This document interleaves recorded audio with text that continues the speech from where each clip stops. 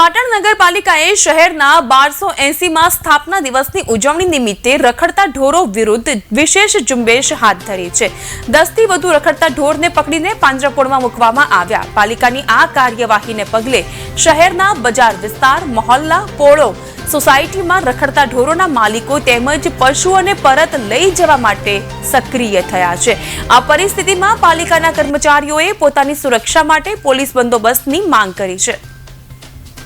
નગરપાલિકા દ્વારા આજે ઢોરો પકડવાનું કામગીરી સારી રીતે કર્મચારી કરી રહ્યા છે, પરંતુ તેમના અડચણરૂપ જે માલધારી સમાજના હોય કે જે ગાયો રાખતા હોય એવા લોકો કર્મચારીઓ પર હુમલો કરે છે અને જમ ફાવે તેમ ગાળો બોલે। ખરેખર નગરપાલિકા આ લોકોને પ્રોટેક્શન આપવું જરૂરી જ છે।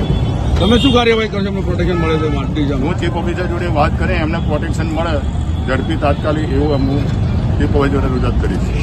પાટણ નગરપાલિકા દ્વારા શહેરમાં રખડતા ઢોરો પકડવાની ઝુંબેશ ચાલુ કરવામાં આવેલ હતી, જેના અનુસંધાને આજે રખડતા ઢોરો પૂરવાની પ્રક્રિયા કરવામાં આવેલ।